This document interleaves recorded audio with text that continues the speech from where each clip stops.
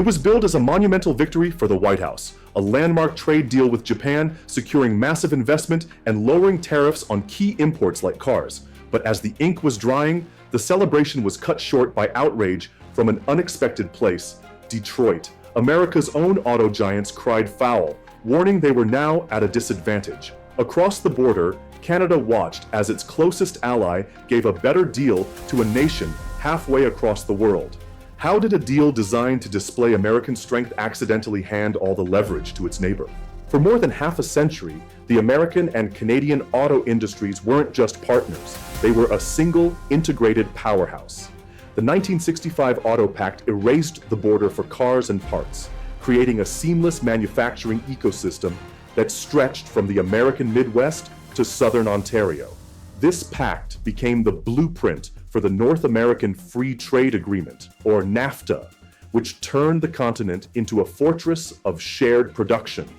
A part could be forged in Ohio, assembled in Ontario, and installed in a vehicle in Michigan, all as part of a single fluid process. But this era of quiet cooperation was shattered by the America First doctrine. President Trump's administration viewed this integration not as a strength, but as a vulnerability that had siphoned away American jobs. The tense renegotiation of NAFTA into the new USMCA was just the beginning. The real rupture came in the winter of 2025. On February 1st, the White House announced a punishing 25% tariff on most Canadian goods, including cars, fundamentally attacking the core of the Continental Trade Pact. Canada refused to buckle. On March 4th, the new government, under Prime Minister Mark Carney, fired back with its own 25% retaliatory tariffs on American goods and vowed they would not be removed until the U.S. committed to fair, free trade. The two nations, whose economies were intertwined like no other, were suddenly locked in a bitter trade standoff. Negotiations stalled, and the North American auto industry, once a symbol of unity, became a primary battleground in an escalating economic war. It was into this already tense environment that the Japan deal would land like a bombshell. On July 22, 2025, the Trump administration unveiled what it framed as a masterstroke of its America First trade doctrine. After months of tense negotiations, the White House announced a landmark trade agreement with Japan, one of America's most important strategic and economic partners. The deal was presented as a monumental win, a testament to the power of President Trump's bilateral, transactional approach to foreign policy. The terms were, on their face, impressive. The U.S. agreed to slash its tariffs on Japanese automobiles and other goods, which had been threatened to go as high as 27.5%, down to a flat, manageable 15%. This was a significant concession designed to ease fears in Tokyo and stabilize a critical trade relationship. But the real headline, the centerpiece of the deal, was the immense prize secured in return. Japan committed to a staggering $550 billion in new investment directly into the United States. This wasn't a vague promise. It was a targeted fund, with investments earmarked for high-tech sectors crucial to American competitiveness: semiconductors, artificial intelligence, pharmaceuticals, and critical infrastructure. To ensure compliance, the deal included an unprecedented provision. The investment fund would be under the special supervision of the White House itself, giving the president personal oversight. To sweeten the pot further, Japan also committed to purchasing 100 new Boeing aircraft and increasing its defense spending with American contractors by $3 billion, from $14 billion to $17 billion. The message from Washington was clear. This is how you make a deal. It was a complete package: market access for Japan, massive investment for America, and a boost for key U.S. industries.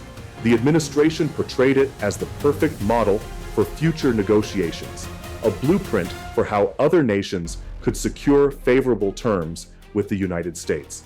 It was meant to be a show of force, a demonstration of leverage that would put other negotiating partners, especially a deadlocked Canada, on notice. But the celebration in Washington was immediately drowned out by a chorus of outrage from its own industrial heartland. Instead of applause, the deal was met with fury and disbelief from the big three US automakers: General Motors, Ford, and Stellantis. The very companies the administration claimed to be championing were the first to cry foul. Their anger stemmed from a glaring, and to them, disastrous inconsistency at the heart of the deal. While a car built in Japan would now face a 15% tariff to enter the US, a car built in their own factories in Canada or Mexico, the core of the deeply integrated North American supply chain, was still subject to the punishing 25% retaliatory tariffs from the ongoing trade war. The Japan deal hadn't just given a competitor an advantage. It had actively put American companies with North American operations at a severe disadvantage in their own home market. The numbers told a damning story. According to a Washington Post analysis, the 15% tariff would add approximately $3,010 to the cost of an average Japanese car, but the 25% tariff on a car from Canada or Mexico would add around $3,550. For the American consumer, the choice was suddenly clear. For American automakers, it was a nightmare. General Motors reported a staggering $1 billion loss, directly attributing it to the tariff pressures and the sudden loss of market position. In Ottawa, the reaction was one of grim validation. The Canadian government under Prime Minister Mark Carney had been locked in a bitter stalemate with the US since the spring, refusing to yield to the 25% tariffs. The Japan deal, while seemingly a setback, had inadvertently become Canada's most powerful piece of evidence. The argument from Carney's government was now simple and powerful. How can the US justify penalizing its closest ally, its partner in the USMCA, with higher tariffs than it gives to a country on the other side of the Pacific? The deal exposed a fundamental inconsistency in American policy. It suggested that Washington's talk of fair trade was arbitrary, and that deals were based not on partnership or mutual interest, but on transactional leverage. Furthermore, the precedent it set was deeply troubling for Canada. It implied that the price of admission for lower tariffs was a massive $500 billion investment fund, personally overseen by the president, a concession Canada was unlikely to make. As other US partners, like the EU and South Korea, began exploring their own versions of the 15% tariff plus investment fund model, Canada was left in the cold, stuck in a high tariff, low progress negotiation that looked increasingly unwinnable under the old terms. And this is the central paradox. The Japan deal, designed to be a demonstration of American negotiating power, may have fatally undermined its leverage with Canada. The White House cannot easily offer Canada the same 15% tariff without implicitly admitting that its initial 25% tariff was unjust. But it cannot maintain the 25% tariff without facing continued, and now amplified, fury from its own domestic auto industry. The administration is now caught in a trap of its own making. For Canada, the path forward has become clearer, but also harder. It cannot accept any deal that is worse than what Japan received. The Japan agreement has become the new baseline, the minimum standard for fairness. The White House intended to isolate and pressure Canada into submission. Instead, it has handed Ottawa a powerful moral and economic argument, hardened its resolve, and paradoxically given its northern neighbor the upper hand. In the factory towns of southern Ontario, the US-Japan trade deal landed with the force of a body blow. For generations, businesses here have built their entire existence on a simple promise: seamless, tariff-free access to the American auto industry just across the river. They are the first link in a chain that has defined North American manufacturing. They make the components that are shipped to Michigan and Ohio to be built into cars sold to American consumers. The 25% tariff imposed by the US in February was already a crisis, choking off the lifeblood of this symbiotic relationship. But the Japan deal introduced something far more insidious, a feeling of outright betrayal. Suddenly, Their loyalty to the integrated North American system has become a liability. The owner of a plant like this is now in an impossible position.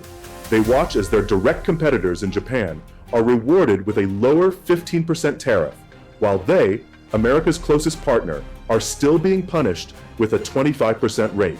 The deal sets a new, impossibly high bar for negotiations. It suggests that the only way for Canada to get a fair shake is to offer up a $500 billion investment fund, a precedent that is completely untenable for the Canadian economy. While they may support their own government's firm stance, they are the ones paying the price for the stalemate. Every day, they face the brutal math of the tariff, making them less competitive and their future less certain. The Japan deal didn't just leave them behind. It formalized their status as a second-tier partner, penalized for playing by the very North American rules they helped build.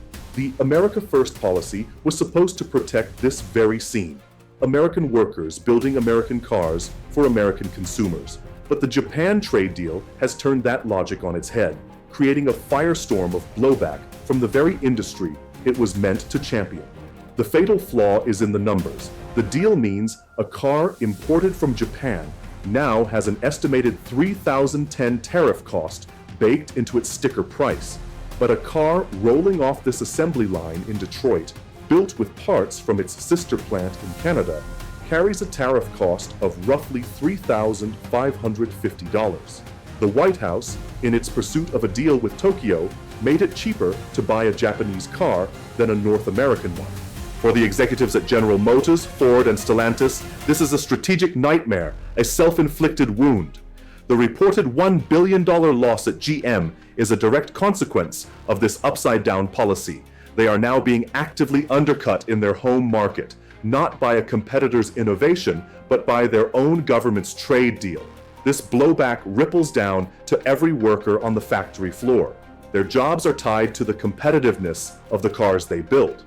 When their product is artificially made more expensive than an import, their job security vanishes. The deal celebrated in Washington is seen here in Detroit as a fundamental betrayal, a move that sacrifices the stability of the integrated North American auto industry for a flashy diplomatic win. The cost is measured in lost market share, shuttered production lines, and a growing fear that the America First agenda has left its own industrial heartland behind. A diplomatic victory designed to showcase American strength has backfired, creating a crisis of confidence within its own borders. By rewarding Japan while punishing its North American partners, the White House has pitted Detroit against itself and handed Canada unexpected leverage. The continent's legendary manufacturing alliance, once its greatest economic weapon, is now a source of internal conflict, fractured by a deal that favors a distant competitor over its closest neighbor. In the race to define the future, will North America win together, or will both nations lose by trying to go it alone? Are you American or Canadian? Share your story and your perspective in the comments below.